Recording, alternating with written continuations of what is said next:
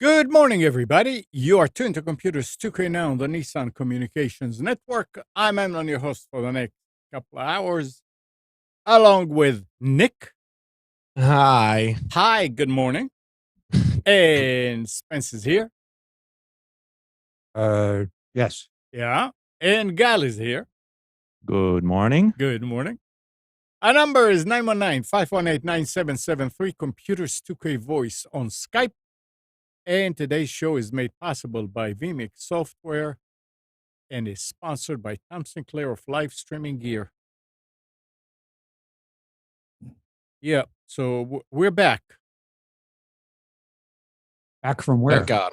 Well, Back from the USSR. That's it. You don't know how lucky you are, boy.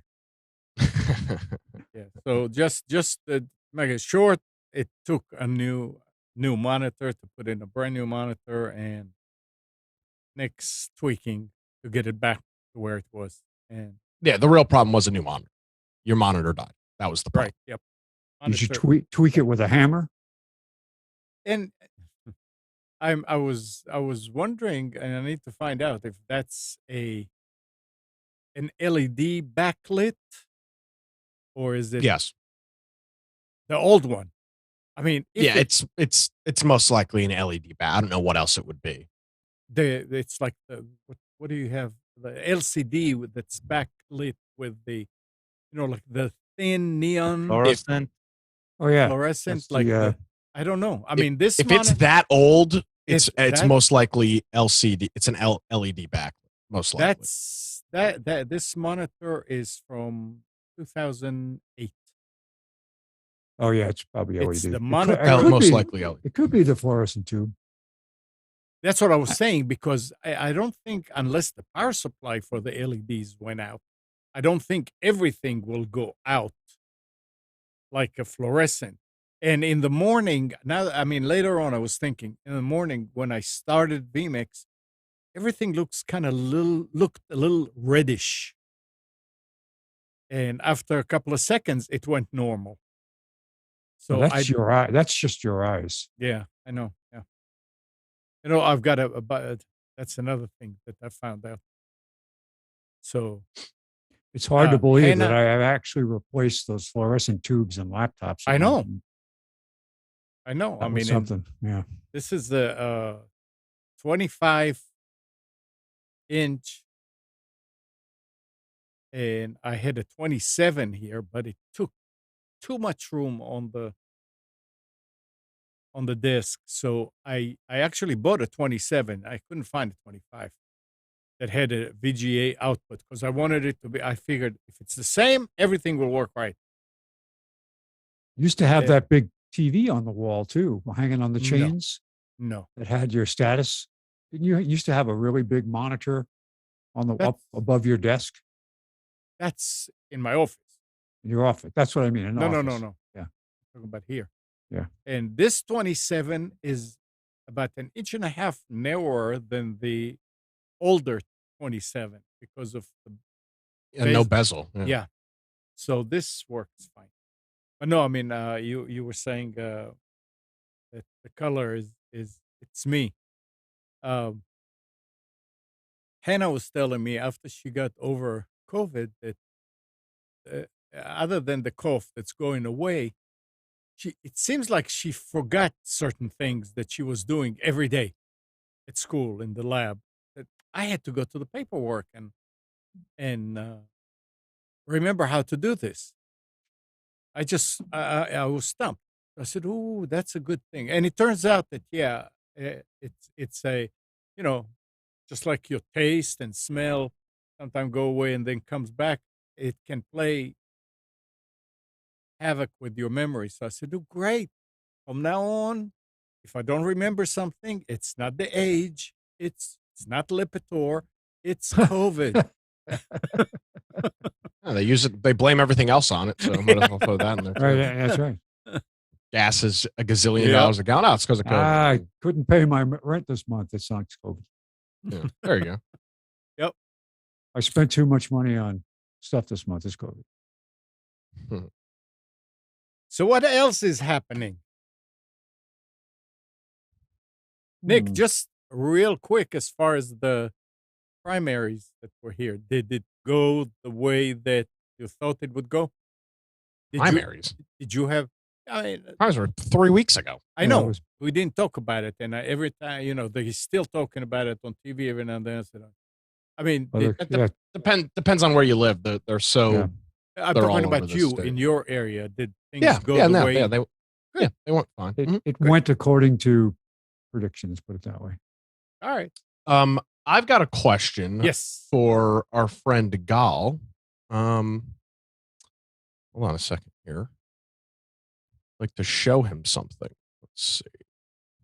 Gal, I saw this on Slick Deals this week, and I was curious if this would be a good beginner item for maybe some of our listeners. Have you ever heard of the Hubitat? Yeah. What is this thing, and is it useful for somebody to buy? This, I mean, yes, but then again, if you're gonna spend $100 on something, I would spend it on Home Assistant, on building a Home Assistant machine, which shouldn't be too complex. You do it with a The Raspberry reason, Pi for probably $100. um, yeah, Close I know to it. there's some shortage in getting pies and stuff like Yeah. that. So yeah, I understand that, but so this is a hub for home automation. Um, it it has built-in either Zigbee or Z-Wave or both. I just don't remember. It's got I both. was looking at, yeah. So it's like smart things in the past where Samsung still has smart things and they sell that as well. They're all very well done. The real problem is compared to an open source community, um, is you're limited by the paradigms that company has created for the tool. So that's what I Now, wanted to ask you. Is this just the controller, or does this have the ability to do automation itself? it's the controller plus automation, but it's Gotcha. tied to the server, to their servers. Interesting. So Okay.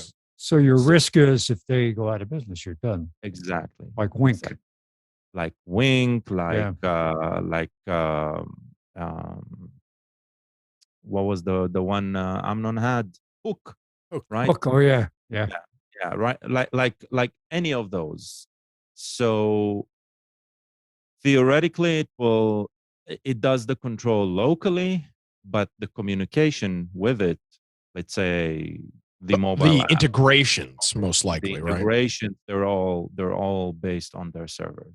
So they're good. They have a following. They have a large user base. I haven't used it, so I can't comment specifically on its pluses and minuses. But it's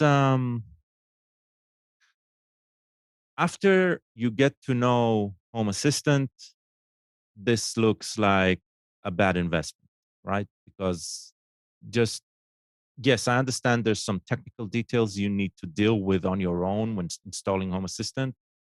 Uh, I would say go out, look. There are packages where you can buy Home Assistant already preloaded. It will probably cost you somewhere around $100 to $150. That is worth the cost compared to this. Home Assistant isn't the only open source home automation project. There's another one called Open Hub. I haven't had any experience with. I'm sure its community is great. It's just Home Assistant is a clear winner right now in The Rolls share. Royce. Well, not so much. No, I wouldn't say a Rolls Royce, because a Rolls Royce would be an Apple sort of solution, right? Where the user doesn't need to tinker too much and everything works. But there isn't such a thing.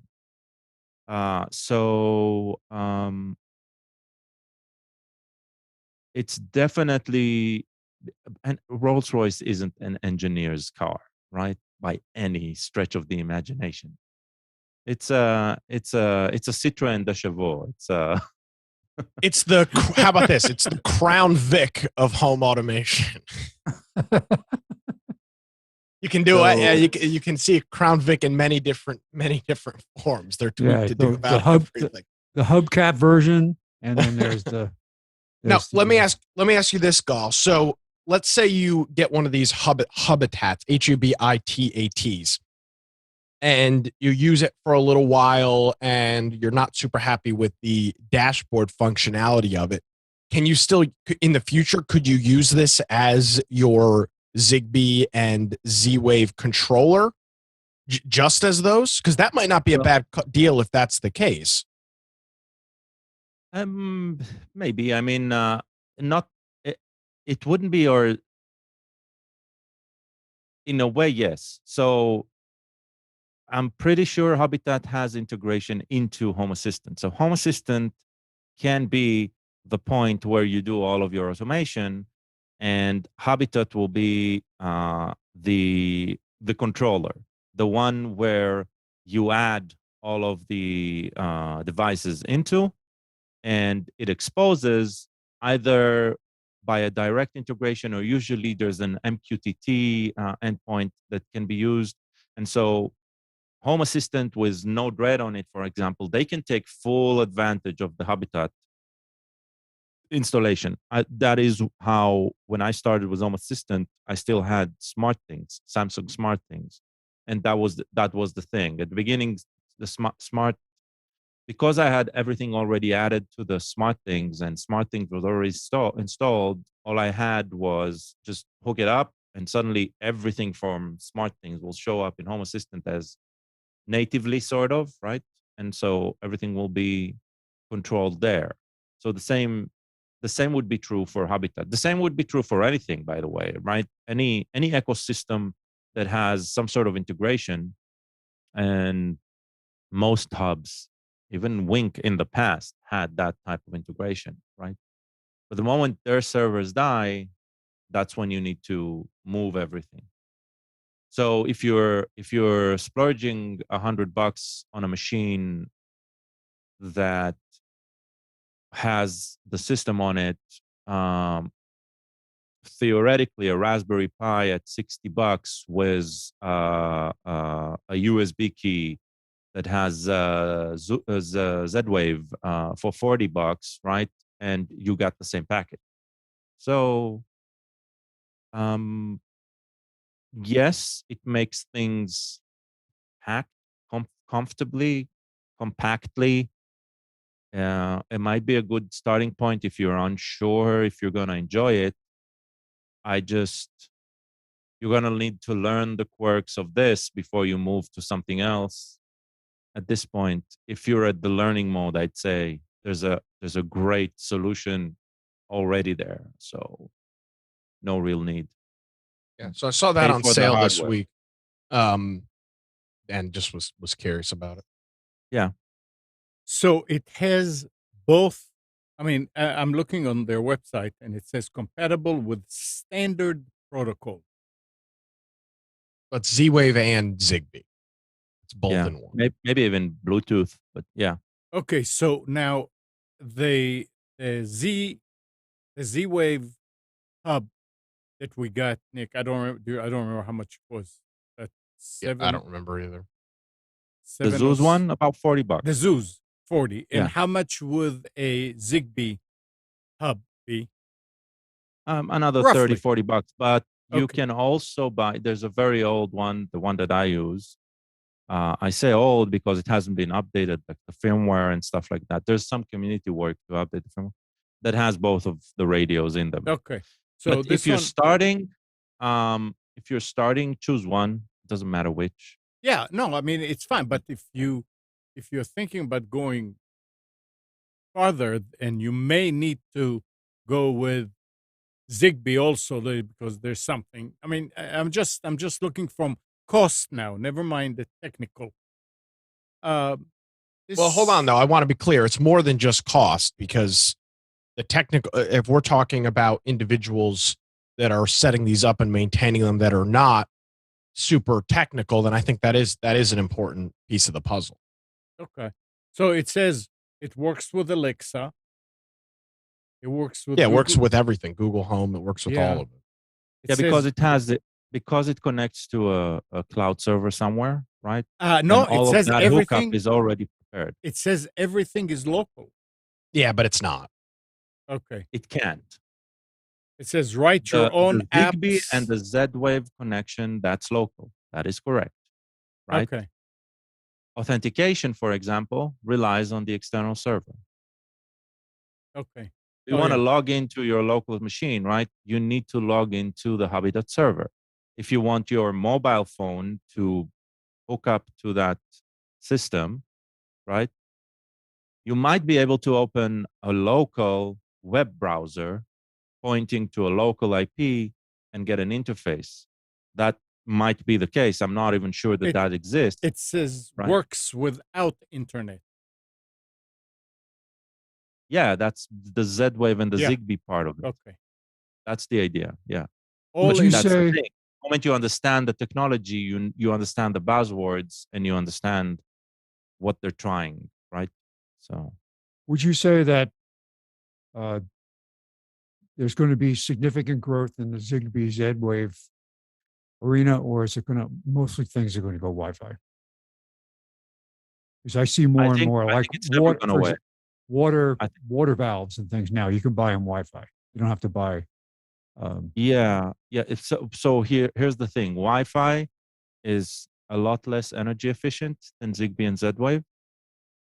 And Wi-Fi actually requires a very complex firmware compared to a Zigbee or Z-Wave chip, right?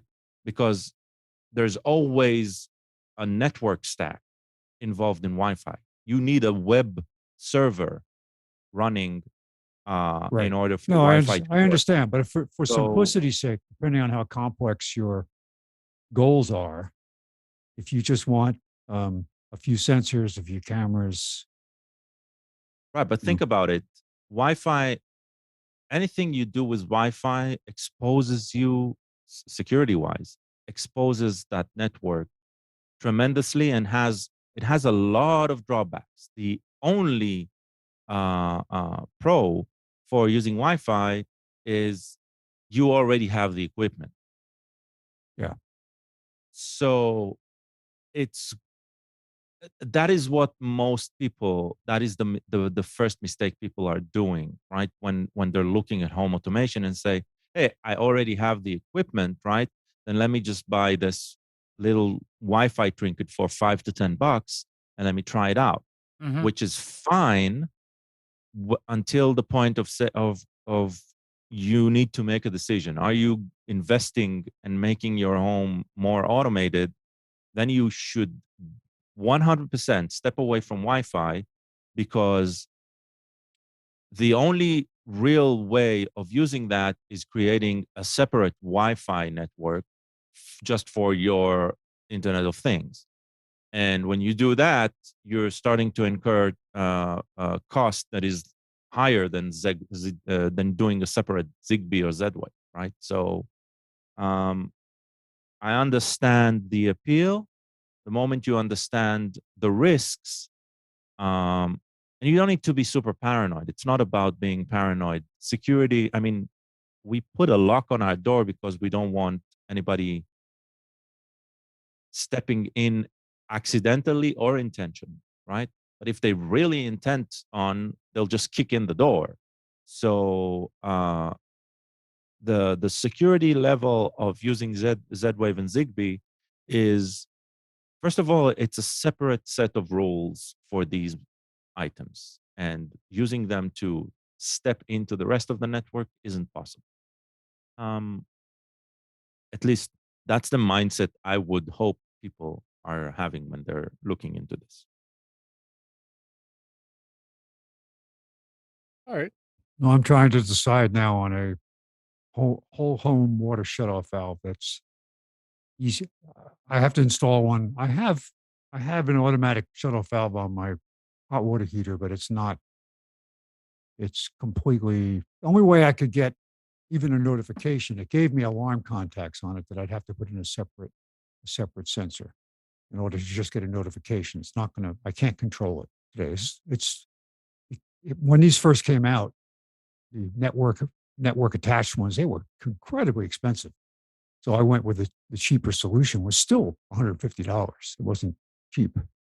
Now you can buy them for $40, $50. Yeah, Yeah. that has to do with the reason the cost is so high. I mean, it needs a very good engine there.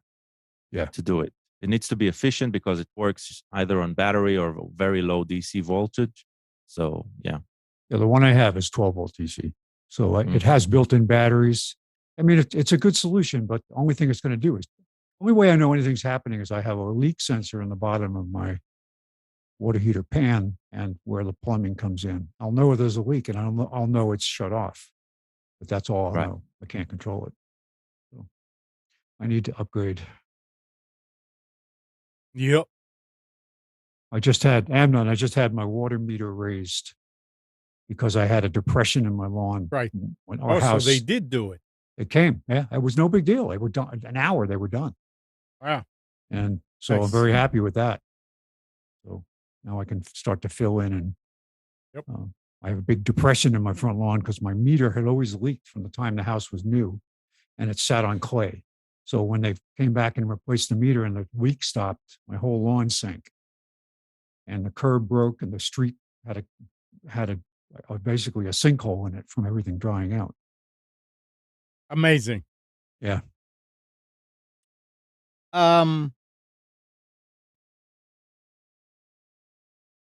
Here's something. If you have a Canon Pixma printer, over the last few days, there has been a growing number of reports by people who own certain Canon Pixma printers that the devices either won't turn on at all, or once turned on, get stuck in a reboot loop, recycling on and off as long as they are plugged in.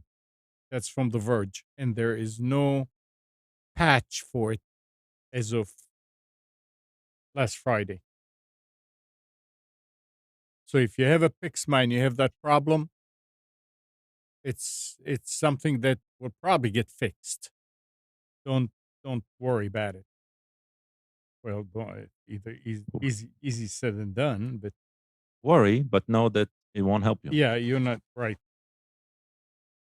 And here's something. There was an article in the Dave's Computer Tips by one of his writers that says, "Well, is CCleaner really that good?"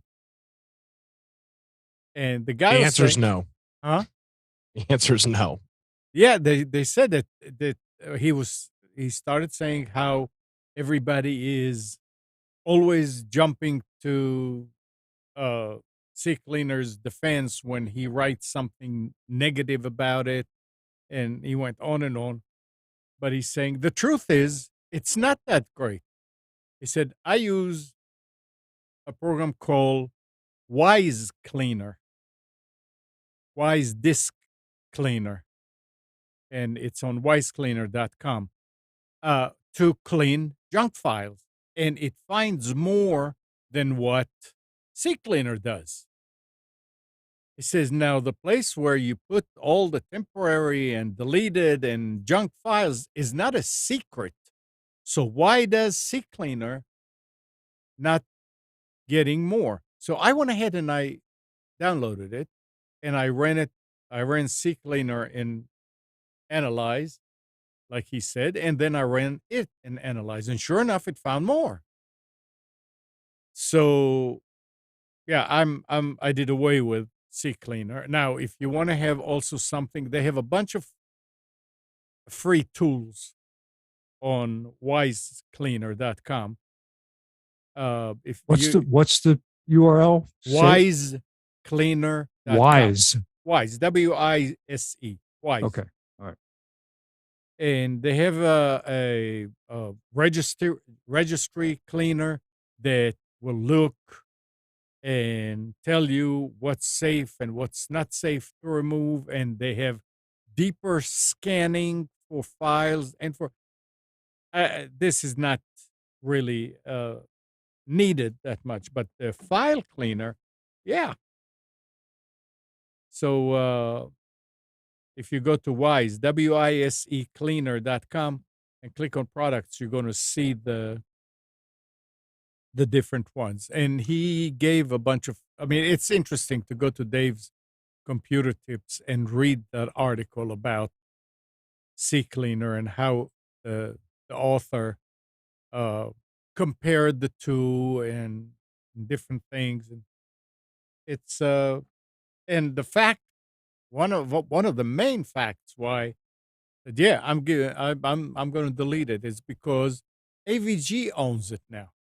It's no longer Piriform, or maybe they bought Piriform, which had some others, but yeah, it's AVG, and that's you know, I'd rather have They something joined that's- the marketing landscape. Yeah. well, But let me So- ask you this, Yes. genuinely. I mean, why do we even need one of these pieces of software anymore? because I don't think you're we need- what I don't think we need it. I agree. what cleans the junk files? Windows. It doesn't. Windows already does it. It does. Well, then how come it found? Reboot your computer. Oh, I rebooted. Yeah, it found It's a 21. lot safer than running CCleaner or any of such It tool. found me. 21,000 That would have files. been that Windows would have cleared over time. Okay, you know what? Fine. You want to do it manually? Just click start, right? Yeah. And type cleanup. The Windows cleanup tool is enough. Okay, I need to try that next time. And Yeah, and see, I'm and then run it and see if it finds anything well, yeah, right but here's away. the thing though. Windows doesn't the Windows cleanup, and I'm not talking about the one that Gal's talking about. I'm just talking about in general, the Windows doing its cleanup. Mhm. It doesn't do this, it doesn't do it automatically. It sets there's times and things. So yes, you're right. There might be 21,000 files that this software is magically finding to clean up. But over time, Windows is going to dwindle those down as the days, as you restart your computer more and more, and as the days and times go on. I just don't know in 2022, with as quickly as computers are, as much resources as they have available, nobody is really.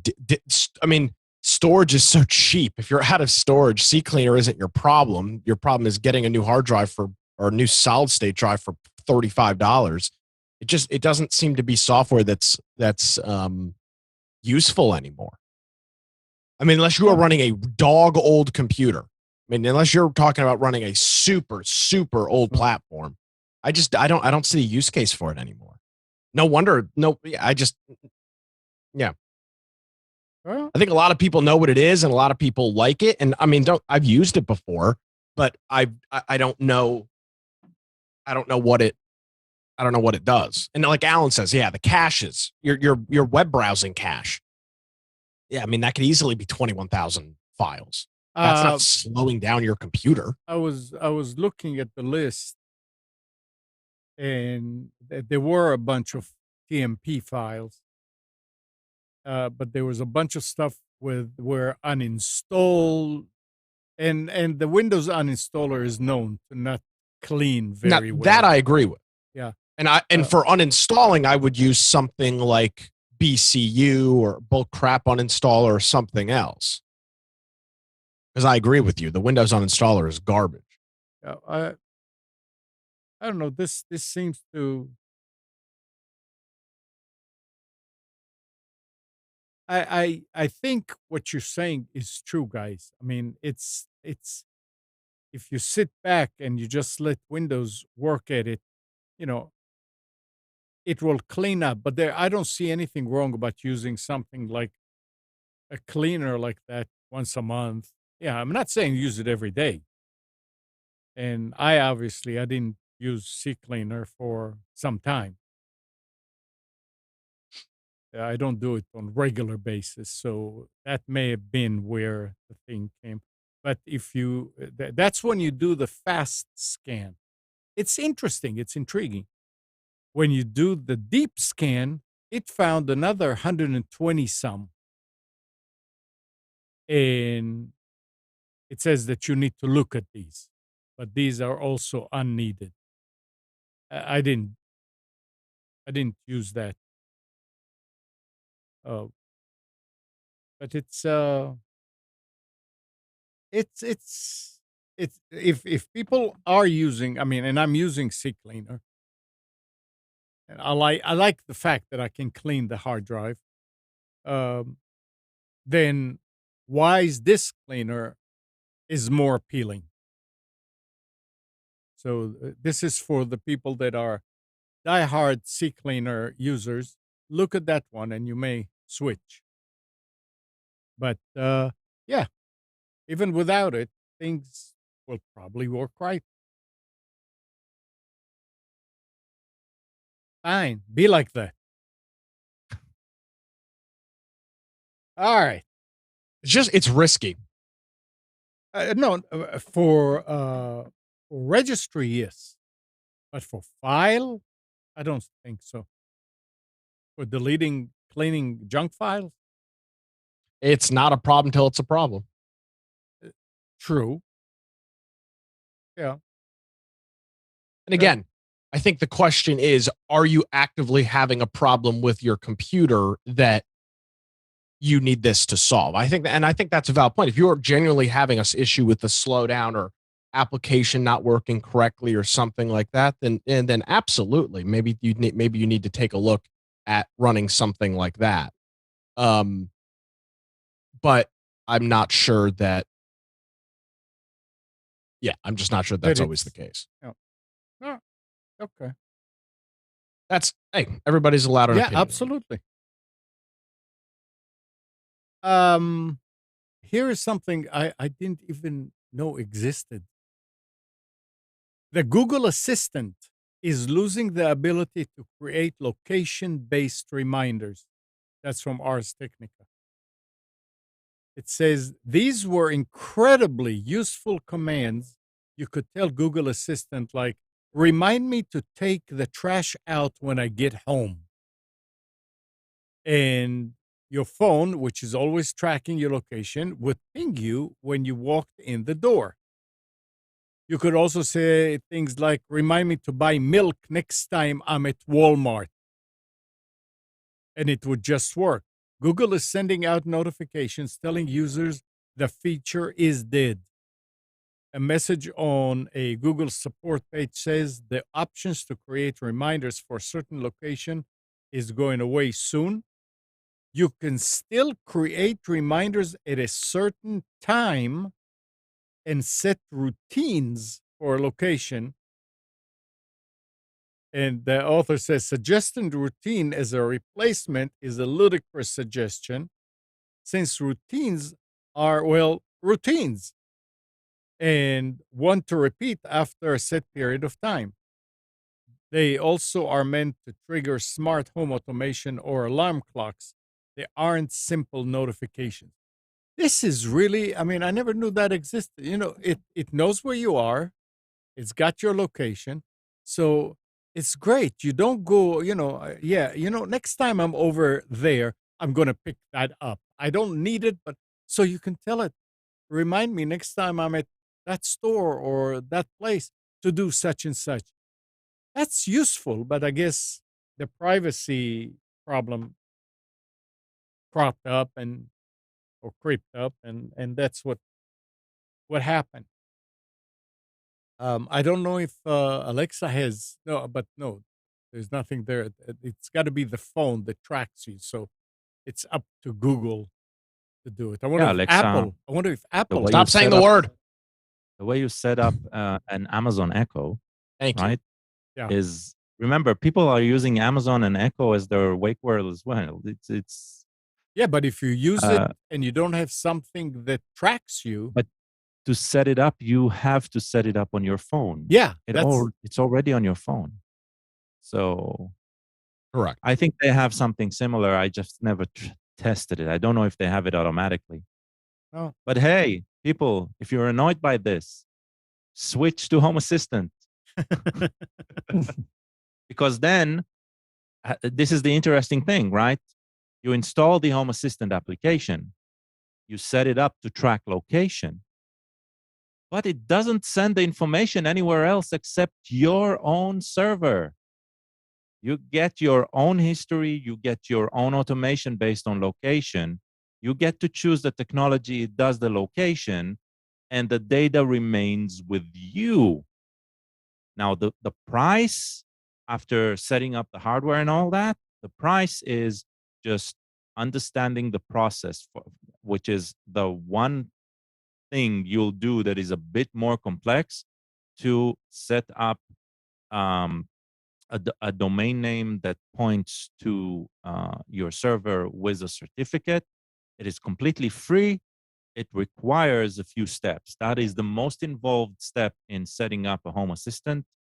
And once you're past that, you won't look back. So don't trust your data with Google. Don't trust your data with Amazon. Don't trust your data with Apple. Don't trust your data with any big corporation. Do it on your own. Yep. Absolutely.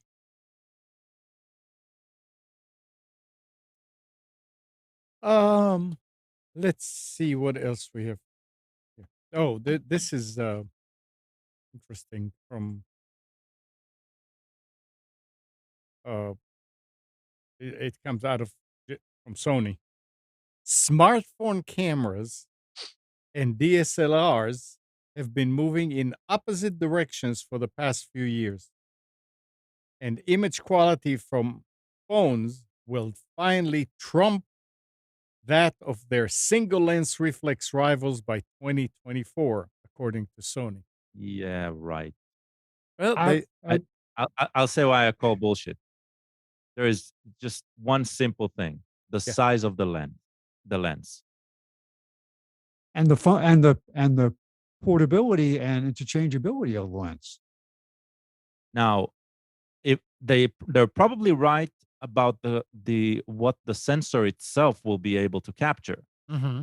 Those might be the same sensors, but you cannot compare a DSLR's lens. There is still the optics. You cannot go away with basic physics. Depth of field. Yeah. And what you get So, if you're a skilled photographer and what's amazing is that smartphone cameras have allowed people to take pictures that they would never have been able to take before. And that's Right. just that the technology is wonderful. But a truly skilled photographer who knows how to use depth of field and these other techniques, you look at these tutorials that people make these incredible photographs. What are they usually using? They're usually using an SLR, a DSLR. Yeah. Because of the mechanics of it. Can you imagine a wedding photographer going in there and takes out his little cell phone and starts taking pictures? it won't be cell phones. It'll look more like GoPros and stuff like that. But yeah, Oh. we'll get But there. this is coming from Sony, guys. Apparently, Look, they said that Sony said that. I'll explain the difference. Huh. I'll explain why they are correct that it'll be very close. And the reason it'll be very close is look at how cell phone cameras look today, right? They have 3 or 4 lenses. And they may doing have work 7 simultaneously. they may have 7 Right. or 8 in the future, right? Probably no. There'll be an array of lenses. I think they'll be less and less visible, less and less in. They'll affect the look less and less. Uh, and with the digital software controlling these multiple lenses, you're getting an end product that is very similar to, let's say, a very large DSLR lens. But I mean, people are still buying vinyl, Yeah. right? So there are things that won't change. Now, will it take over the market? Probably yes. Eventually, yes. I'm not saying that cell phones will completely replace cameras, but small form cameras will completely replace DSLRs, right? There'll be like 80% probably of the market compared to a very, very small niche market compared to uh, um, what we'll see. There Yeah, have been some small experimental products out there, small form factor cameras that are not phones that do have interchangeable lenses. But they never really took off. They're popular, but they're extremely expensive compared to like you can go and buy a Canon.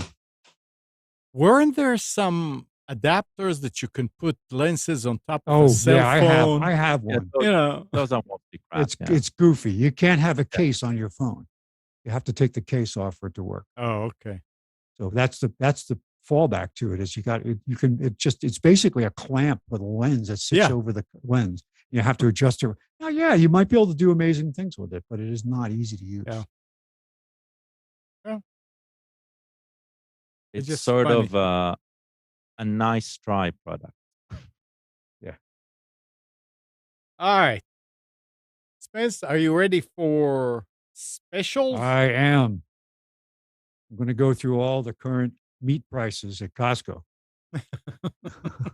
Actually, we buy packages of one specific type of sirloin steak. It's kind of a middle grade, and we went in and bought. Usually comes in like 7 steaks, and we cut them in half. We don't eat a lot, and the price wasn't shockingly more. It was more, but it was not like double.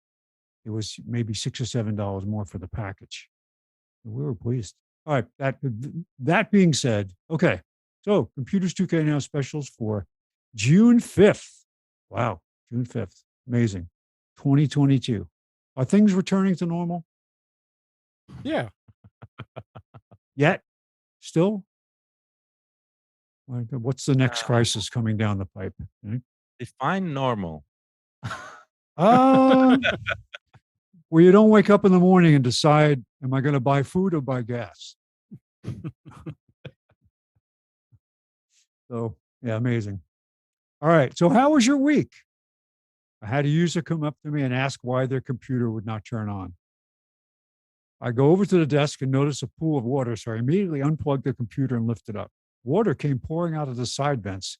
So, the user says, oh, yeah, I spilled water on the desk. Is that a problem? I was walking through the office one day and user said to me, at last, it's taken you long enough. I pressed F1 for help over 2 hours ago. I never heard that one before. That's pretty cool. I got a call about a monitor not working. When going through the standard debugging steps, user said there were no lights and he could not find the power button, et cetera, et cetera. So I asked, is there actually a monitor on the desk? The answer was no. Somebody had moved it. One of my favorite repeating requests is, I can't remember my email password. Please email me a new password. And this is my favorite one. Ticket number 144. All one word. My space bar will not work. Description. All no spaces. I would really like some space so I can work. All one word. So the space bar failed on the keyboard. There we go. Oh, all right. Today is because it's easy and I want it day. Because I said I'm not going to spend a lot of time digging around. I did go to, and you people need to thank me profusely, as I did go and put together shortened links to each of these products. So you don't have to go searching for them on Amazon. Thank you. You're welcome. You're welcome. All That'll right. be $1.50 each, please. All right. So I remember when we started to see these micro projectors come out. The first one that came out was a little travel projector, and you looked at it and said, it was really inexpensive, tiny little thing. And they have definitely progressed. So this is and the brand names are just like they scramble a bunch of letters, and come up with a brand name. So who knows? It's all made by probably one factory, and people just market it under different names. But the Awe King Mini Projector 2022, 55,000 hour multimedia home theater projector. Now I don't know how good that number is for the bulb, but even if it lasts half that for the money for what this costs, something happened to the format here because it's something weird happened when I converted to PDF. Yeah. All right, so this projector enables to connect to TV stick, laptop, DVD, PS2 through HDMI, VGA, but you will need to use a smartphone. If you have an iPhone, you need a Lightning to HDMI adapter, and if you have Android, you'll need a micro USB Type C to HDMI adapter. These are not included. But for $89 and the amount of lumens and just the compatibility, it'd be fun to try, right? They don't say how many lumens. No, but somewhere in there, it's buried in the description. I just didn't pull it forward onto the main page. So here is an Oculus Quest knockoff. It's a Meta Quest 2 advanced all-around virtual reality headset. Comes in two different versions, 128 gig of memory or 256. It's not a knockoff. It's not a knockoff? No, it's Meta. That's the name. That's right. the That's the new name. I was going to say, boy, how could they give it that name? No, you're right. But so the price, it's the normal price, but it's available. Okay. Yes. Yeah. And it's got some good actually the bundles are pretty good. So the basic 128 is $299. You can add the streamer bundle for $376, and that includes a special fiber cable for connect. I didn't read into the details of what that meant. Not fiber, but USB. It's called. They have a word for it where you link it to the computer, and then it works like a tethered. Tethering. Yeah, that's what they call it. Tethering. So you can run stuff from Steam, for example, that you buy games from Steam. You can have them display on the headset. So what fooled me about this was it talked about the compatibility with other Oculus things. I think, well, wait, this is a knockoff. So you're right, it's not. Yeah. But okay. But the 256 gig version is $399, and the streamer package is $476 instead of $376 for that. So the only thing I ever tried with VR was the case that held the phone in it, and it never worked that great. It was fun to play with, but I really liked it. Come over. I'll show you. That'd be fun to try. So much fun. Yeah. I need a good distraction. Fire HD 10-inch, Temple 1-inch tablet, 32 gig, $149. Got I'm amazed at how portable Bluetooth speakers, how the quality has just gotten so amazing. And I know the reason why we have good sound out of tiny devices is the invention of quality magnets, because the rare earth magnets were not strong enough to put out the type. When they first came out with the first earphones that were just flat over your ear, it was the beginning of that technology coming around. But now it is unbelievable the sound you can get out of inexpensive Bluetooth speakers. Even with my hearing issues, without my hearing aids in, they sound good. So that means a lot. So here you've got again, another weird name, Unce, Angle 3 Bluetooth speaker, portable speaker, 10-watt output, 100-foot wireless Bluetooth range. Now that sounds nice, but doesn't the other device you're connected to also have to support that range? because it'd be nice if it's in one direction. I don't know. I'm not sure what version of Bluetooth it is, but for $26, sounds good. I've got an Sure. Echo Show 8 HD smart display with Alexa video calling for $69. So that's been the price of that has come down.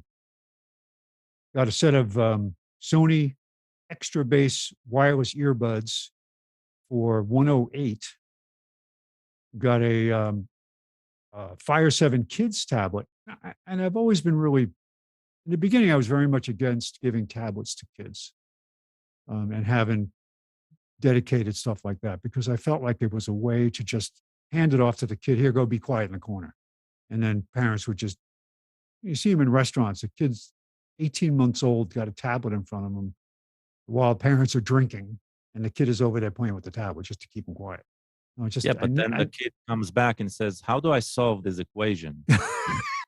Yes, yeah. If they're at the right site, if they're, it's up to the. I always thought it was a laziness thing, but now I realize that if you're a good parent and you're going to use this to teach kids things. I mean, I have two grandsons now. One is 2.5. The other is 10 months. You just see how well they respond to the right stimulation and learn things using technology. So if you're on top of it, if you're just looking for a way, it's like in my generation, people would just hand kids off to the television. You're sitting in front of the TV, I'm going to go do something. Yeah, but Spence, you can't help but them learning about technology, even if you're not on top of it. Otherwise, they're not going to play with it. Yeah, but some pretty amazing stuff. I mean, I had my grandson, the oldest one, loves construction equipment, and I found an app that it was a month to month thing. It was expensive, but for a while, it was build a house, and you went through the steps of building a truck, and then you took it out to the job site, and you touched the different parts of the lumber, and it built the house. And he was doing this. He was 2, and it was amazing. So it was just, and he loves it's not nothing I would look at that was toxic. So, all right, EcoSmart Eco 11 electric tankless water heater. When I first saw this and I saw the prices, this is useless. What good would this be? And they do market it as a low requirement. So if you have for example, if you have a tiny home and you just have a need for, hot water in a sink, or you take very short showers, like an RV situation, it is 113 kilowatts, 240 volts. The wiring requirements are complicated, but it has decent. They did make these for office environments, small ones that would sit under sinks. If you've got a washroom in an office and you didn't want to have a giant hot water heater just to supply hot water for washing your hands, for example, these would work great. And I'm sure it's not that small. I mean, it looks small in the picture. It's not. Yeah, it's only it's like 12 inches high by 9 inches wide. Okay, yeah. By 2 inches deep. So it's not real big, but the wiring requirements are the most complicated. Yeah. But I read through the functionality of this. This is a nice little tankless water heater. It could be used. Obviously, it's limited in its applications, but it was a good deal. This next one, this is something I could actually use. Electronics travel organizer. You put together all your crap you take with you when you travel, right? And I travel with a lot of crap. I mean, I have usually, if I go on a cruise, I have a cruise ship. Spence, you're not going to take that stuff on a cruise ship and start repairing people's devices. Oh, no, this is not tools. This is just accessories like cables and adapters and batteries and things like that. That's neat. Yeah, chargers, the things you would take. So this is pretty neat. You could take your portable hard drive. You could take a small tablet, cable storage. It all depends on what you're doing. This is too big for me. I wouldn't carry this much stuff. But I do bring on cruise ships. They don't want you to bring a surge protector outlet. Like usually they have a couple outlets on the ship, and I bring a small. I have charger strips that actually have extension cords. You plug it into the outlet, And on the other end, they have like 2 regular outlets and 2 USB ports for charging that are great for travel because a lot of times in a hotel, the outlet is behind the bed or it's in a bad place. So they work really well. But cruise ships don't want you to have a surge protector. For some reason, they don't like isn't compatible with the electrical systems on ships. They don't like it. No, it can. But- It can short. There's no stuff. land. There's no ground. There's no ground. There's no exactly. ground. So it doesn't Sure. work. There's nothing it does. So, but this is a cool case. All right, Wisecam 3, $35. I have one of these. I have a couple of Wisecam 2s. I have a Wisecam Outdoor, but this is a new one. It is waterproof, indoor, outdoor. The old Wisecams weren't outdoor cameras. You had to buy the separate outdoor camera, which had its own radio and base station. So now it makes it much simpler. You still do have to provide. This is not battery powered. The Wisecam Outdoor, the original one, actually has a battery in it that you can run it, charge it up. It'll last for weeks, just based on being triggered by motion detection for recording. But very good. I have this in my living room now as part of my system for detecting if anybody came in the house. You do, like I said, you do have to have a power supply, but the new cord is actually outdoor rated. So if you can find a way to poke through and plug it in, you're good to go. Good stuff. The Wise family of products just keeps getting better and better all the time. Although they did have some problems with their server recently, and it was an outage for a couple of days. I don't know what happened, but they solved the problem. And finally, I've had 2 versions of this 3M WorkTunes hearing protectors over the years. The first one was just an AM/FM one, lasted a while, and it finally just stopped working. And I got the next generation, which I still have, still works. The only problem I have with that one, it does have a phone plug for listening to an auxiliary jack off of a phone or whatever for an MP3 player, and that tells you how old it is. It doesn't have Bluetooth, but it has AM/FM radio. The new one is just Bluetooth only. It's considerably cheaper than buying the more expensive one. It's only $48. So it's a Bluetooth headset with hearing protection from 3M, and they make a good product. And you can still get parts for it. I bought the ear cushions on my old one literally just disintegrated, and I bought a new set of ear cushions. Also had a problem with the cord coming out of one side. The connection, the protection on the cable, the sheath on the cable fell apart. So I put something new on there, took it apart and put it back together. And it was, I think for the cheaper version, I would not have been able to take it apart. This actually came apart with screws. So, but they do have the AM/FM version of this too, for $62 instead of $48 for the Bluetooth only. So if I urge people to protect your hearing, loud hearing with power tools and loud music and all that stuff, please, please, please protect your hearing, because those of us that are suffering with tinnitus or hearing loss because we were stupid when we were younger. What did you say? What was that? I can't understand what you're saying. I didn't start to really think about this stuff until I was in my 30s, and by that time it was too late. I'd already damaged it. Mm-hmm. All right, that's it for Wiki Specials today for June 5th, 2022. Well, thank you, Spence. You're welcome. All right. Let's see.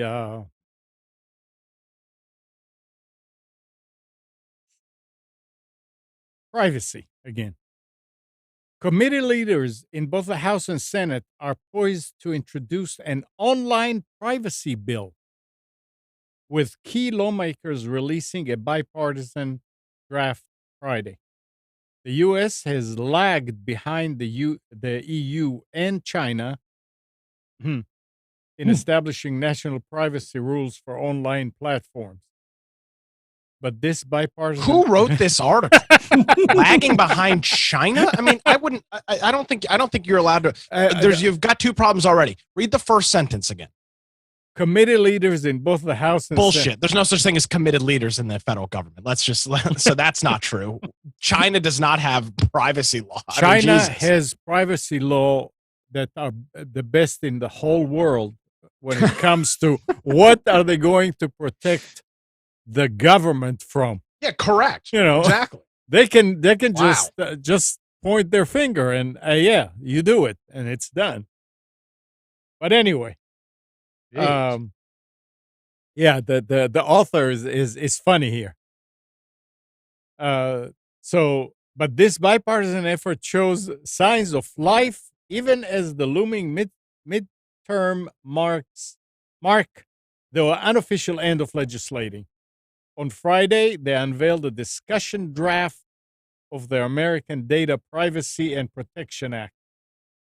The bill would require companies to minimize the data they collect, ban targeted advertising to children under 17 years old, and allow people to sue companies for violation under certain circumstances.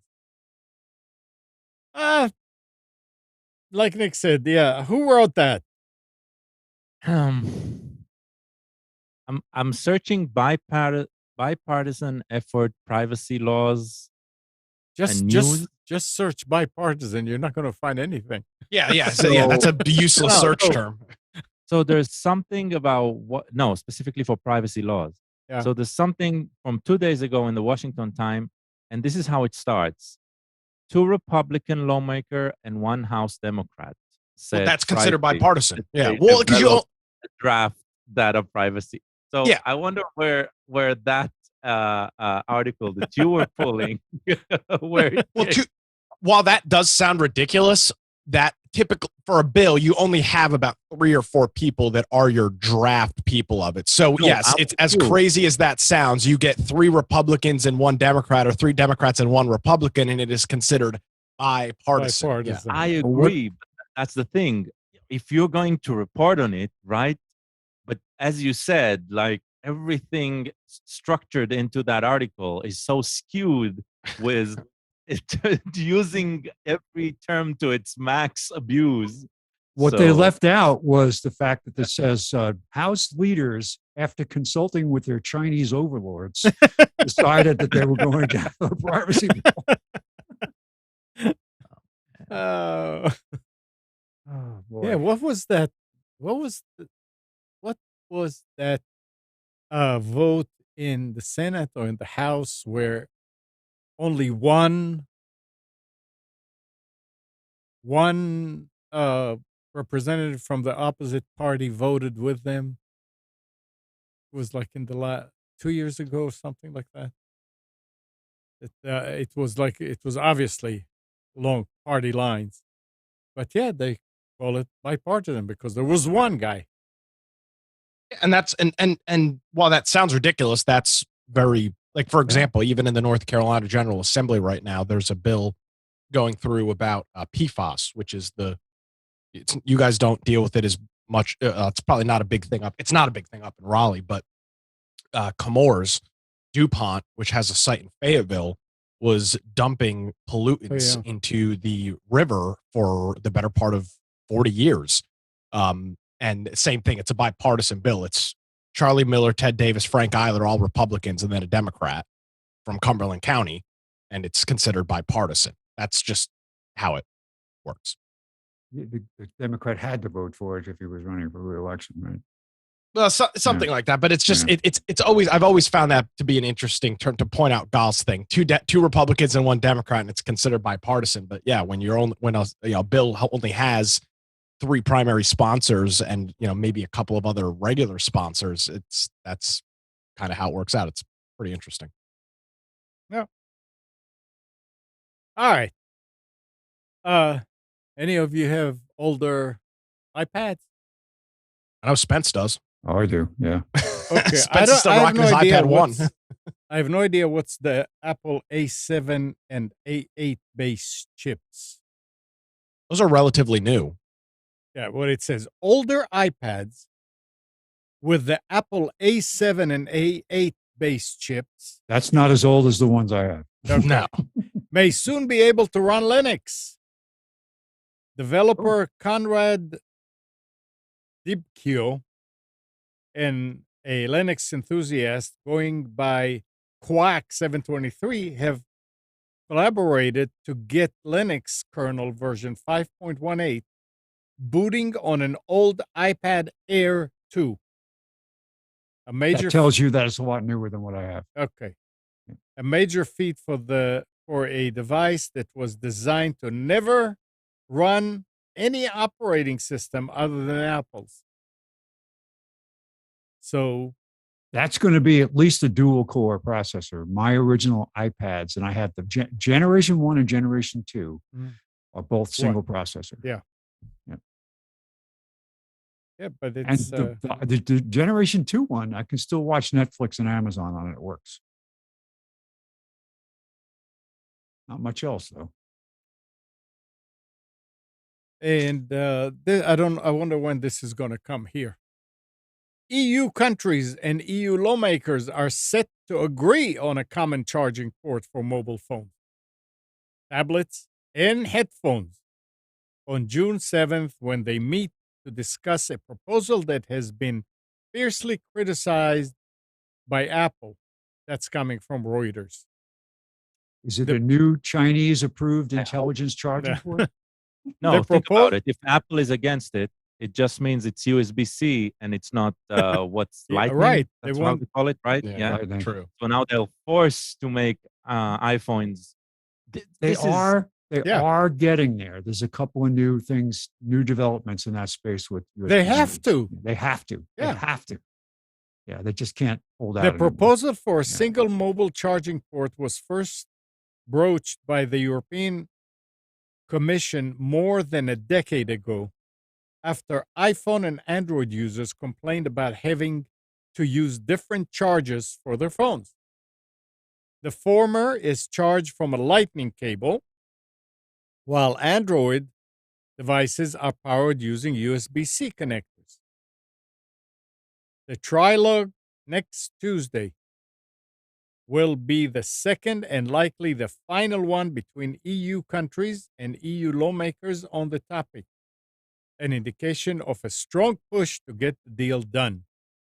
This is going to be PAL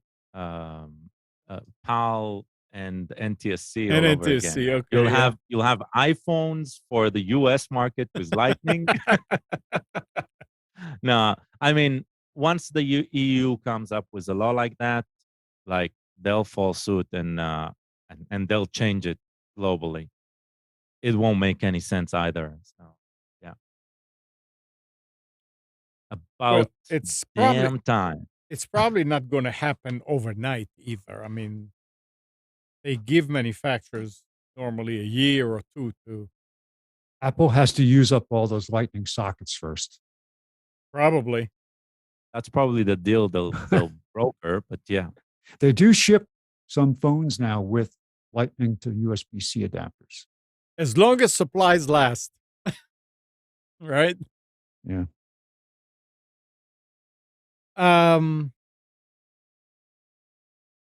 Platforms such as YouTube and Uploaded could be directly liable for the copyright infringing uploads of their users.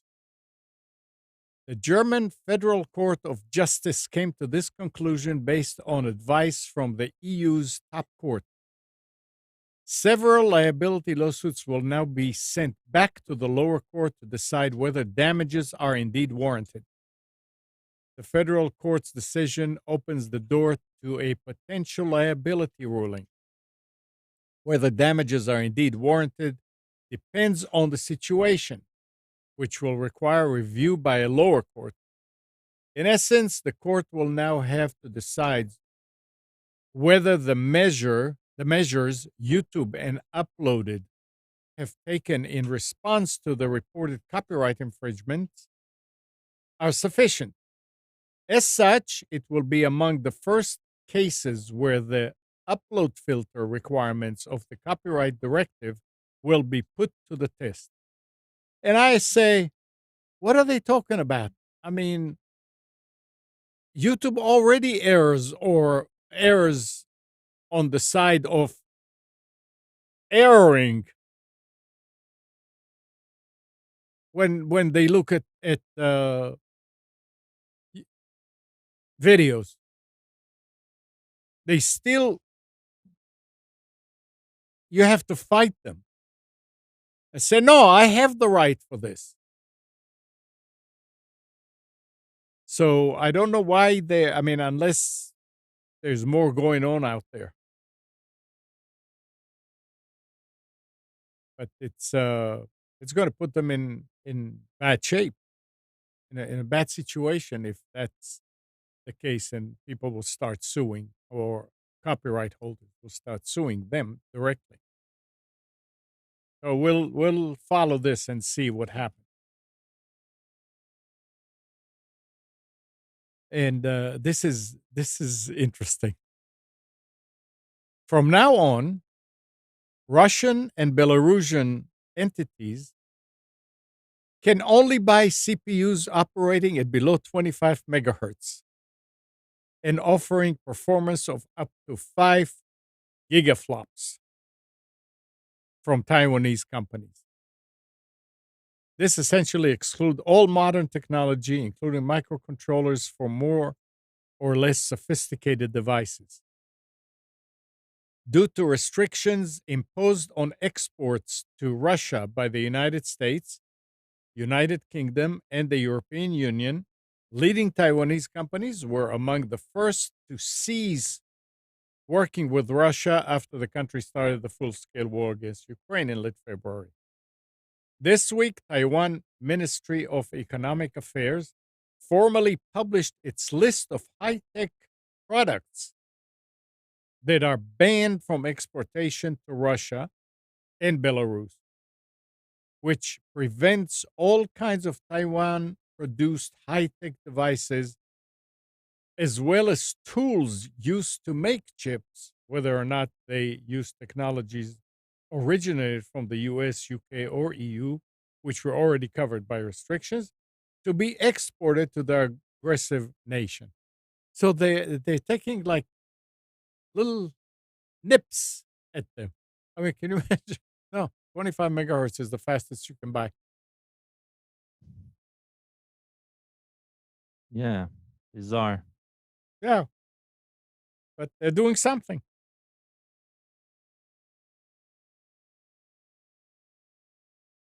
Feel free to interrupt me anytime, guys. No comment here. Not really. The Just FBI. weird. Huh? I just weird. Yeah. The FBI thwarted a planned cyber attack on a children's hospital in Boston that was to have been carried out by hackers sponsored by the Iranian government. That's coming from Christopher Wray. Wray told a Boston College cybersecurity conference that his agents learned of the planned digital attack from an unspecified intelligence partner, and got Boston Children's Hospital the information it needed last summer to block what would have been one of the most despicable cyber attacks I've seen, he said. And quick action by everyone involved, especially at the hospital, protected both the network and the sick kids who depend on it. The FBI chief recounted that anecdote in a broader speech, about ongoing cyber threats from Russia, China, and Iran, and the need for partnership between the U.S. government and the private sector. So this is nice that they found out and they told them, and they could prevent it from happening. You just hope that it could happen everywhere, don't you? We'll see. Oh. I mean, when you the way the article reads again. Yeah. Well. Oh, the FBI saved this children's hospital. Yeah. Right. It's like hitting all of the clickbaits of politics. Yeah. It's good for them. Yeah. What they don't mention in the article is that the FBI is the one that put the hackers up to the attack, so the FBI could claim that they did such a great job. That's That Yeah, seemed probably. didn't make its But way it's into the more article. it's more like, so now we need to applaud them for doing their job, Correct. right? Great job. It's like this is their job. Yeah. So yeah. Now, stop being so ungrateful. If you're going to be that ungrateful for the FBI, you need to get out of this show. I'm not going to. I'm not. I have the utmost respect for the FBI. They do such a great job. How dare you? So who used Lotus 123? I don't think I was alive when Lotus 123 was around. Lotus 123, an ancient spreadsheet program from Lotus Software and later on IBM, has been ported to a new operating system. As reported by the Register, a Lotus 123 enthusiast called Travis Ormandy, who is also a bug hunter for Google Project Zero, managed to successfully port the program onto Linux, which seems to be quite the feat of reverse engineering. It's important to stress that this isn't an emulated program, but rather the original 1990 Lotus 1.2 or x86 Unix running natively on modern x86 Linux. I guess you do it just to get a mention somewhere. I don't know that anybody is going to be using it. But I wonder remember what- the early days of PC where you could get a copy of Lotus 123 and load it and play with it, yeah, but as much as you did. Yeah. I haven't heard that name in such a long Yep. time. Yeah, after Lotus came the first contender was Quattro. Remember that? I remember Quattro. Yeah. And what And was, after that, Microsoft, they bought the company who created Excel. what was the name of it before Excel? I There don't was a remember. different Yeah. name Yeah. before they called it Excel. Yeah. Um, here's disturbing news. Researchers at Trend Micro have discovered some new Linux-based ransomware that's being used to attack VMware ESXi servers. Mm. Ooh. This That's is not good. coming from CSO Online. They describe the ESXi servers as a bare metal hypervisor for creating and running several virtual machines that share the same hard drive storage. Called Cheers Crypt, the bad app is following in the footsteps of other ransomware programs such as Lockbit, Hive, and Ransom EXX that have been found ESXi an efficient way to infect many computers at once with malicious payloads. So I guess they're going after that because it's got other computers connected to it. It's like any other. I guess the VMware allows you to do that, and I guess ESXi servers are vulnerable, or they could figure out how to get into them. So if anybody out there has one, I'm sure at this point your system administrator knows about it, but just mention it because Interesting. that's not funny. You say what? No, I say it's interesting. Yeah, ESXIs are these, yeah, they're unique in the landscape, but they are running a lot of services. So, no, that's what they're going after. yeah. Yeah. Yeah.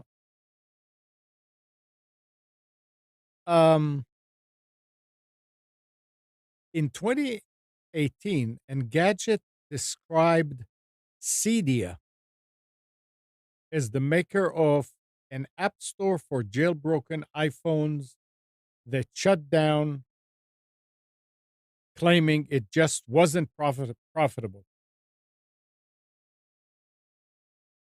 Um, Anybody heard about Cydia? Absolutely. Okay, I Yeah. don't. It was the thing. If you the reason you jailbroke your iPhone back in the day was to get Cydia. Okay. So they shut down after 10 years of operating, but now Cydia has filed an antitrust case against Apple.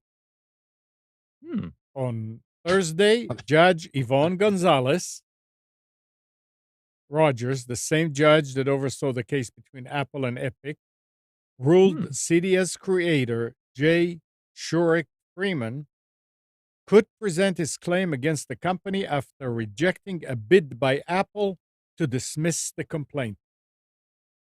Interesting. Freeman first sued Apple at the end of 2020, alleging the company had an illegal monopoly over iOS app distribution. Hmm. Judge Gonzalez Rogers dismissed Cydia's initial complaint against Apple, ruling the suit fell outside the statute of limitation. But she also granted Freeman leave to amend his case, which is what he did. In its latest complaint, Cydia argues that updates Apple released iOS updates Apple released between 2018 and 2021 constituted overt acts that harmed distributors like itself. That's a claim Judge Gonzalez Rogers found credible enough to explore. So we'll wait and see. This is, I mean, it's nothing, right? It's just a starting of a trial. Yeah. But Well, it's still, not even a trial yet. Yeah. This is huge. I We'll see if wonder it who's sticks. backing him, though. I mean, the guy behind Cydia, it's somebody's backing, uh, providing the legal fees here, right? Because it's a battle. It's a Epic. huge battle. Epic. Maybe if that's the case, that's great, right? Because that means there's substantial back, but that doesn't usually work that way. So interesting. This is interesting. Well,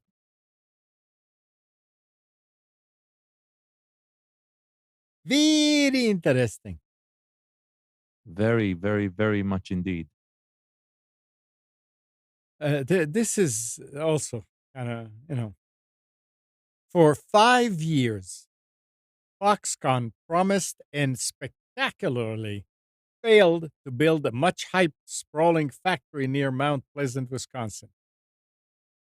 Now, the area leaders may be saddled with $300 million in bond repayments that the Taiwanese iPhone maker had promised to repay. According to the Wall Street Journal, Foxconn agreed to pay $36 million annually across a 20-year term to pay for the surrounding infrastructure supporting the now abandoned 3,000-acre site. Those payments are scheduled to start next tax year, and local leaders told the newspaper they're counting on Foxconn cash to maintain the site while they try to attract another occupant.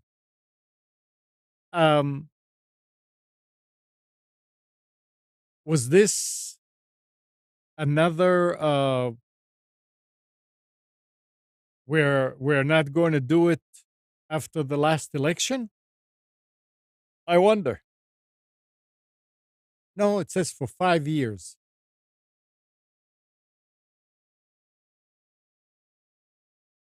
It's 6 people. I mean, here government is making deals and stick people's with holding the bag, taxes.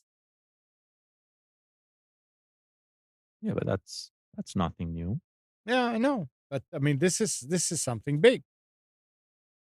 When was the deal made? Apparently 5 years ago. Interesting. Yep.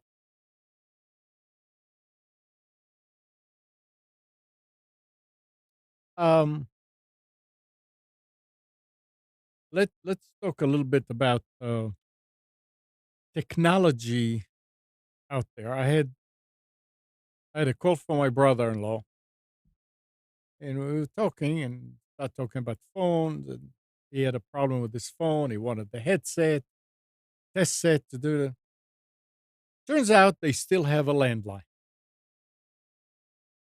because the wife is afraid that if power goes out, they lose their phone. So we start talking, and I told him, I said, and now he's got fiber. I said, look, you paying $60 a month for a phone that is now down, and they told him it's going to be down for 5 days at least before they'll be able to fix it. I said, what you need to do is you need to go with voice over IP.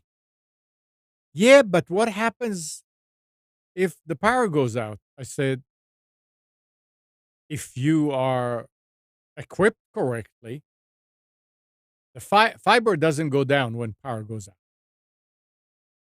But you have to have a UPS on your devices that are supplying the internet. And I had to explain what a UPS was exactly and how long it can last and all that.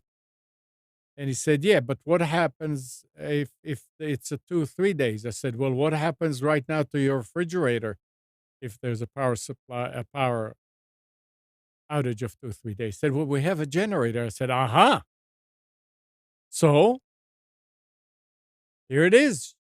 You put a UPS, and if the power outage lasts more than about 10-15 minutes, you go out and you start your generator.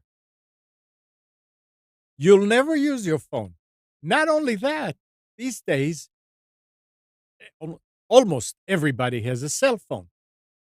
And with all these services, I'm assuming other services, not just Anvio that I use, you can say, if it's busy, if you call that number and it's busy, forward it to the cell phone. And if it's ringing and ringing and ringing and no answer, forward to the cell phone. That's how I operate my business. That's why people can always get me.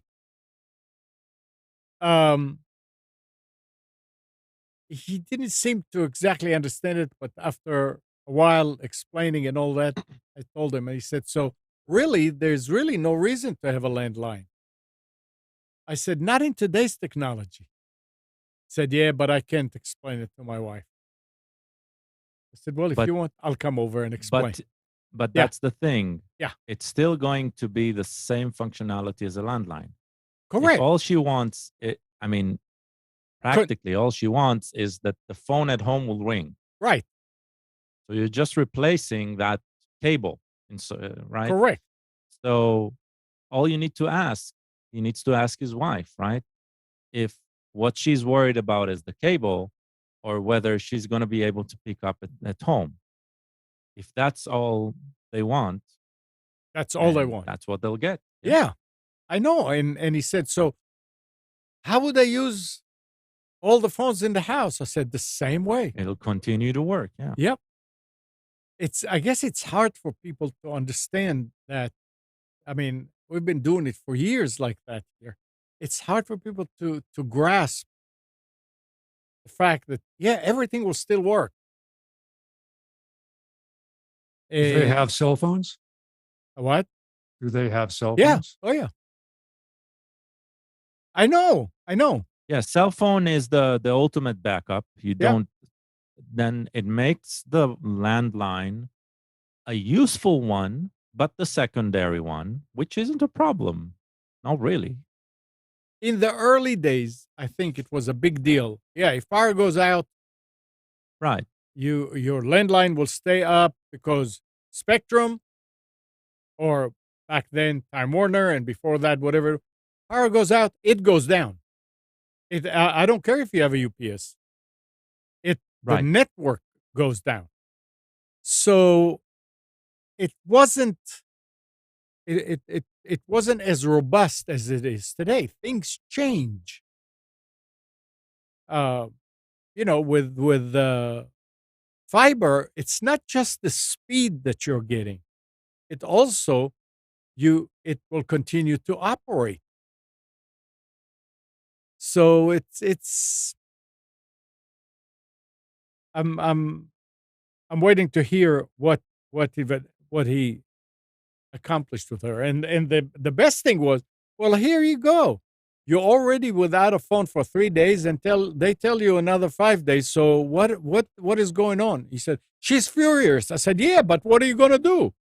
He said, it's unacceptable. I said, what do you mean it's unacceptable? So what are you going to do? And yeah, I need to talk to them. I need to. Well, no. Just the fact that you could have your landline have an outage like that is enough reason just to move away from it. Yeah, that's Because obviously it's old technology and they're not Yeah. investing the reliability It- in it anymore. Exactly the same concern Yeah. you're gonna have with IP based. It's just you're not gonna pay for it. So he If they're might be concerned- replacing. Yeah. If they're Well, it's super important to know. concerned, get a cell phone based repeater. So the one that Verizon used to offer this, I don't know if they still do it, where they actually bring your landline in across cellular network and hand it off to your analog phones in the house. Yeah, Straight Talk, a cheap alternative, something like Straight Talk makes a cell phone ATA that is what you're describing. Yeah.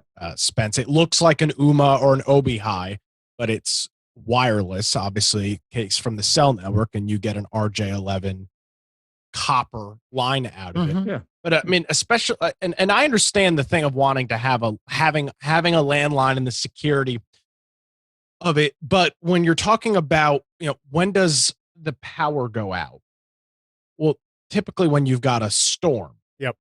And if you've got a storm that takes down a telephone line or some sort of infrastructure, the same infrastructure that's running your power very well could be the same infrastructure that's running your internet. And it's probably a little bit different up in Raleigh, but down here, I mean, we've got, obviously we're very susceptible to hurricanes down here. And when a hurricane comes rolling through, it ravages the entire infrastructure from power to this, even the cell phone network. I mean, I remember during Hurricane Florence, because there was so much damage, all of the cell towers were still up. They had generators, but they lost their backhaul link. Yeah. So you would have full bars to a tower, but you couldn't do anything. So you had to go to an area in which you would be handed off to another tower that had a weaker signal strength to get service. So I mean, I understand it, but it really at a point where it just doesn't really make a whole hell of a lot of sense. Right. You stand on the Right. roof with a semaphore flag, signaling. People don't even know. Well, I what remember my semaphore solution is. was to go to the center of a building in which the tower that I guess had the closest signal was weak enough where I could pick up like one bar from some other tower, and I could finally get a phone call out or whatever. Fortunately, I had internet the whole time, because there was a couple of different internet links at the place I was staying, fiber link, a wireless internet link, and a backup cellular link. But still, you're talking about a mass infrastructure failure at that point. Yeah. It's getting to, I asked him, I said, how much do you use the phone at home? He said, not much. I said, so he said, well, she wants that if somebody calls us, that it will ring. I said, yep, just forward it to your cell phone. It's It'll take some convincing and some explaining and all that, and we'll see. You've got some splaining to do. I Explaining. wonder what percentage we're at. Used to be, wasn't it not too long ago that the cell phones exceeded landlines? And there was a big deal. Long time It's ago. probably a while ago, Yeah. where cell phone lines than there were landlines Yeah. at some point for homes. And I'm sure the stats right now are probably that the landlines they're constantly losing ground, obviously. And eventually the carriers are going to say, this isn't worth it anymore. Just Well, like you've got down here, you've got a co-op, ATMC, the Atlantic Telephone Co-op. It's predominantly based in Brunswick and Columbus County. They've been around since the 50s, and they obviously were a phone company. They're in the process right now of shutting down their copper plant. So any place in which they've got copper service for DSL or for phone, they are running fiber. They're investing, from what I understood talking to one of the techs there. Actually, he's not a tech. He's a system administrator there. Their copper plant was getting to the point where it would have costed them so much to re-up some of that equipment and to put new equipment in for a copper plant in which they had a dwindling customer base. They decided that they were going to invest in just digging and trenching and putting fiber everywhere in which they've got their network now, and then just shut off the copper plant, which makes a lot of sense. Why would you keep that infrastructure up when you've still got, and by the way, in parts of the rural counties in North Carolina, you've still got a lot of folks that have DSL. I mean, lots of folks still have DSL because all they have available is a phone line. So it's we don't deal with it, but it's still very common. Yeah, and they I was blown. He said, "We have fiber." I said, "You do?" I mean, they were never the type of people that would go for the latest and pay more. He had DSL. He said, "Yeah, they told me that if I don't switch to fiber, I'm going to lose DSL in a few months." Yeah, because they're going to Shut shut down it their down. plant. Yeah. Yeah. And so they got fiber.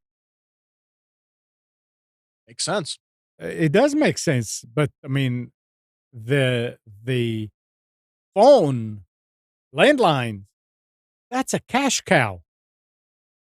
It's not like internet that every little bit of interference screws it up and people call. I mean, if you're on the phone and suddenly you lose somebody for a second or two, you just pick up where you left off. So it's and it's good. $60 a month.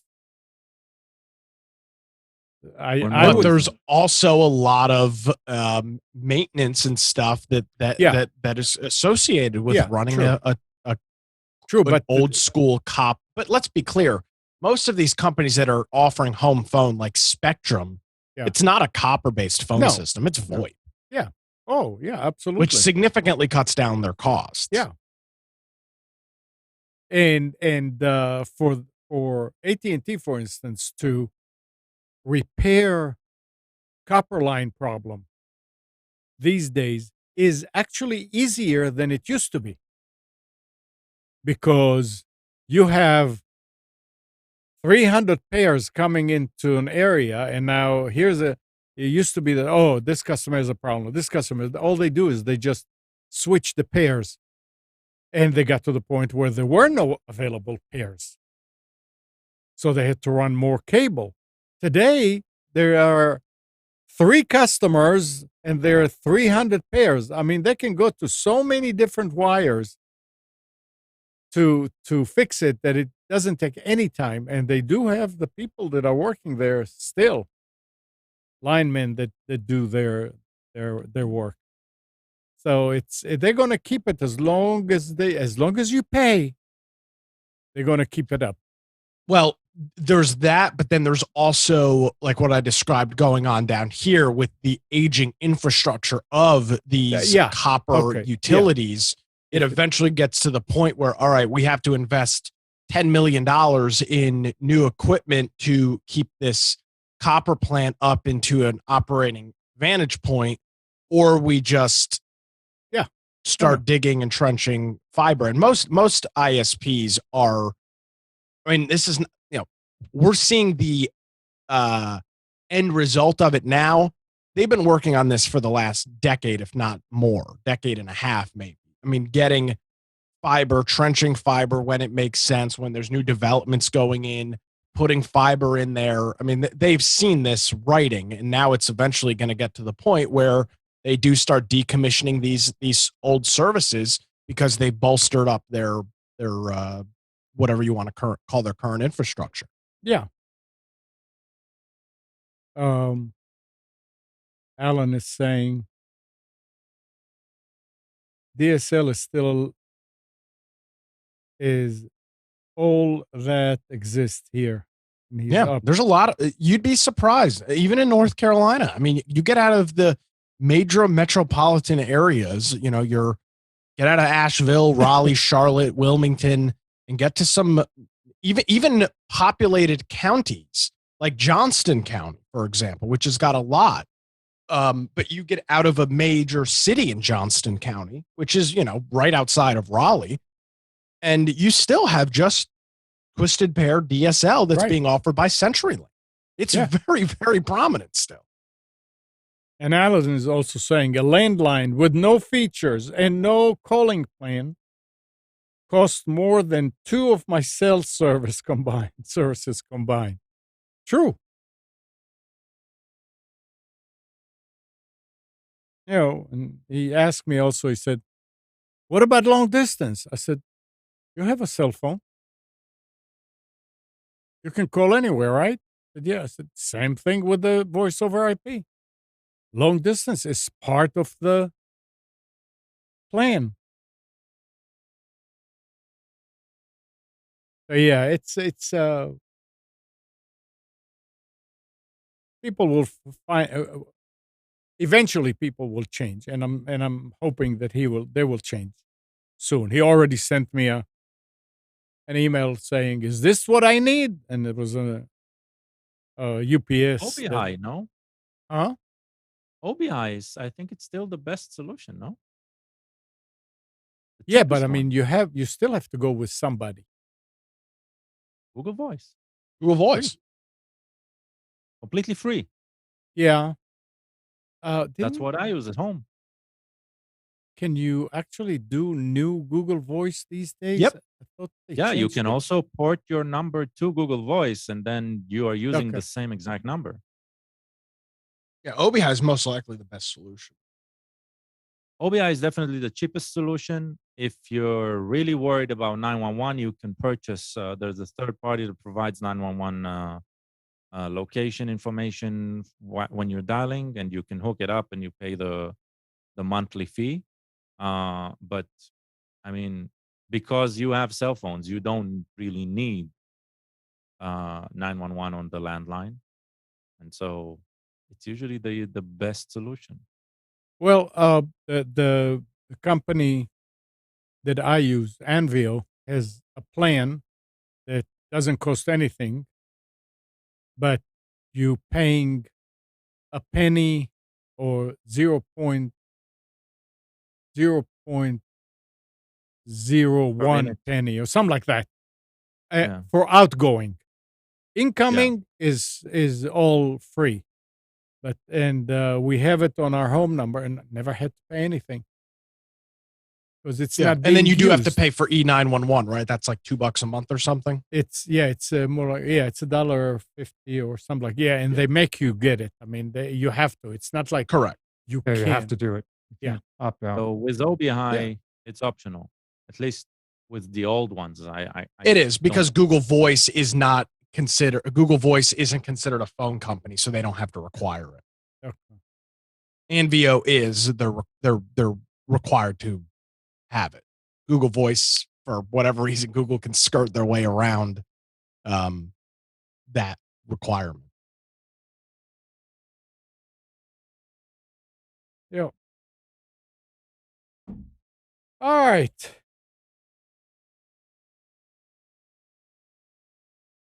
Anything else? A small update. This Yeah. is mostly you guys. You already know, but started working in the new place, so no You longer started Varonis already? employee. Yeah, yeah, and finished Tuesday. Had a farewell from the guys back at Varonis, and now I am a Polaris Quantum Biotech employee. Here, Oh, here. did you get your implants yet? Not yet, not Not yet? yet. Cyborg phase is after 3 Okay. months after you're there. You really, really, yeah. And then Singularity is in the works. So, Okay. yeah. So you'll be just Nice. like in the Matrix. You'll be laying in a tub of water with a connector in the back of your head. Yeah. That's going to be eventually, but Yep. it's really fun working with a fantastic team of people. They're doing chemistry, so half of it, 90% of what they're talking about, I have zero understanding, but I'm there to Yeah, make but sure that the don't machines forget they you. work on But work. you had a fantastic team where you were too. Yeah. It's been hard to leave, but definitely left in good standing. Good. That's always a good I really idea. hope to to interact with the people in the future. Yeah, Good. Good. yeah. That happened. Congratulations.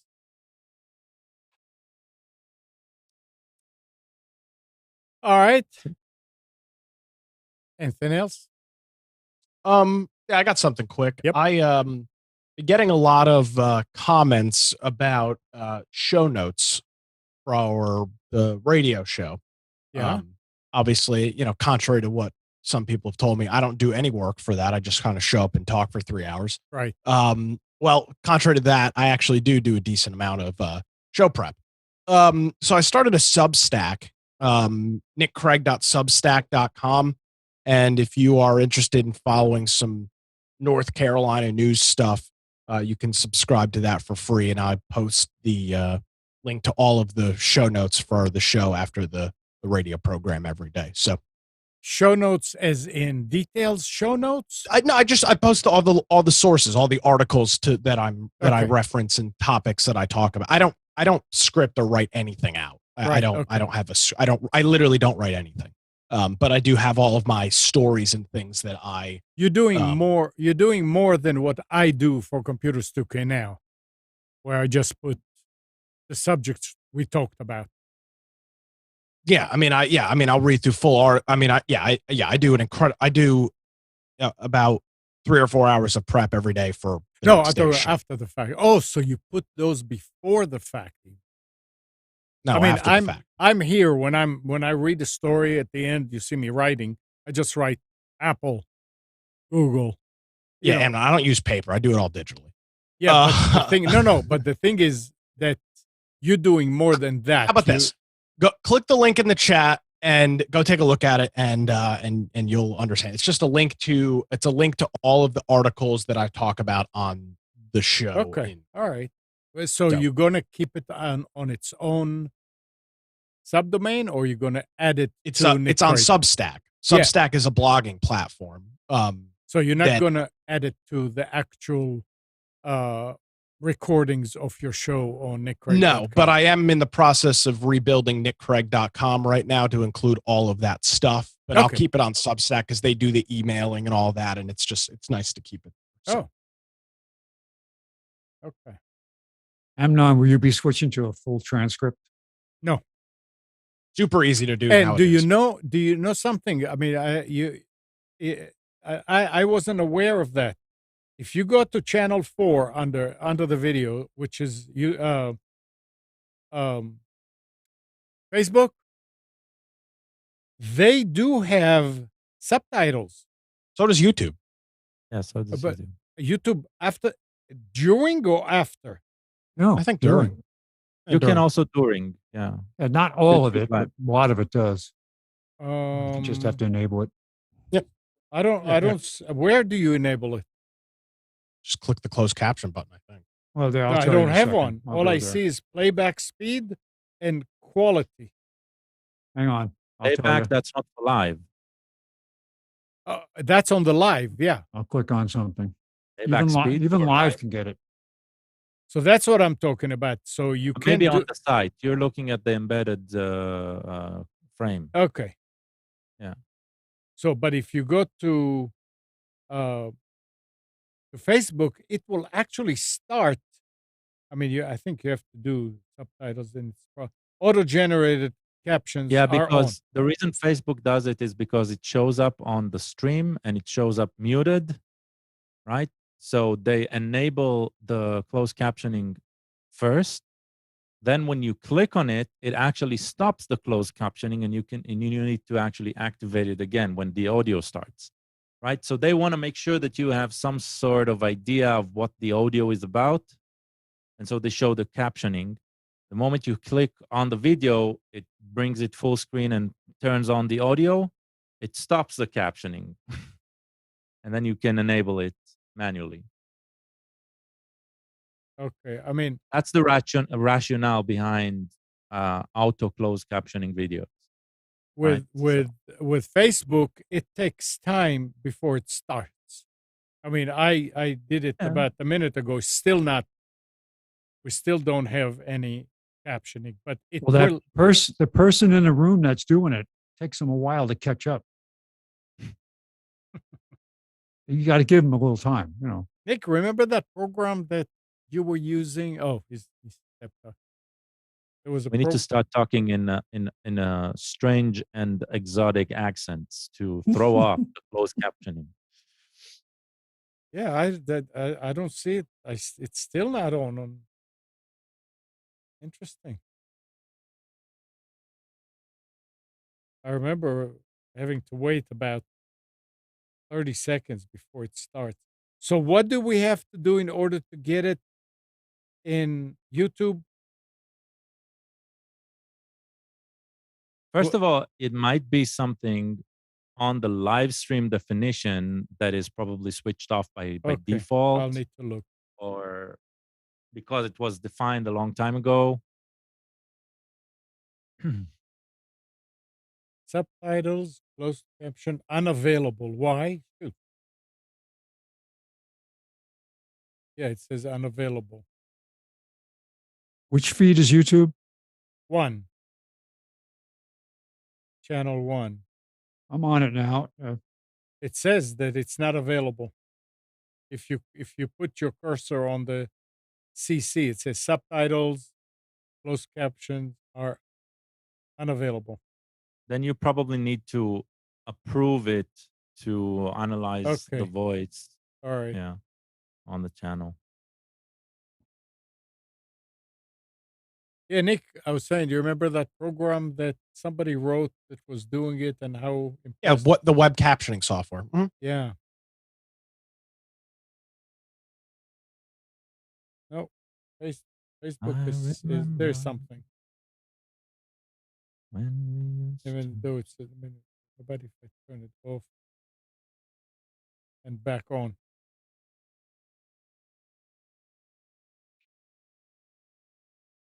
It's interesting. Every now and then when I check Facebook, it's there, and then you hear now that I want it, and it doesn't come on. Yeah. Anyway, but yeah, it would be. I mean, I had a couple of people asking me for it, and I said just go to Facebook, the Facebook feed, and it's there, and never heard back. So I was assuming that it's working. All right. Anything else? Going once? That's it. All right, guys. That's it. Yeah. Nothing. All right, guys. Thanks, Gal. Thanks, Nick. Thanks, Spence. And good morning, Kathy, Hannah, Nabil, Mac, Norm, Katie, and Donna, Arlet, and Micha, Dina, Eleanor, Sarid, Yaakov, and Yael. Thank you, everybody, for tuning to Computers 2K Now. We hope you enjoyed and maybe learned something from our time together. Remember to practice safe computing, update your virus scanner, and back up your hard drive. We'll be back here next Sunday at 9, but you can always reach us at computers2know.com. Remember again, Monday through Friday, 6 to 9 a.m.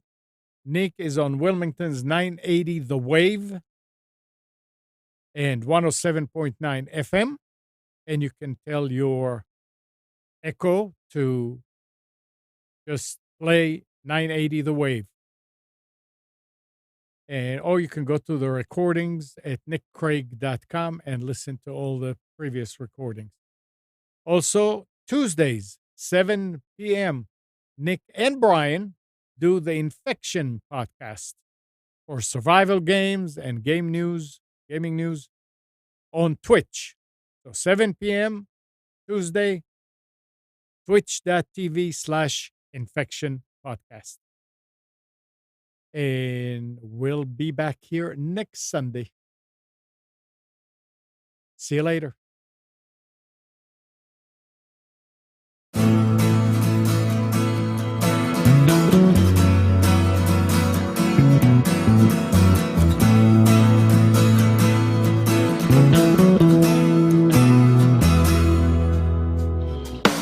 You are tuned to the Nissan Communications Network. If you tuned in too late, you can always watch each program in its entirety or download an MP3 audio file of it in the archives section at nissancommunications.com. Don't forget to subscribe to our YouTube channel, follow us on Twitter, and like us on Facebook. Sponsored by StreamingGear.com, Carolina Apparel, and DeltaForce.net.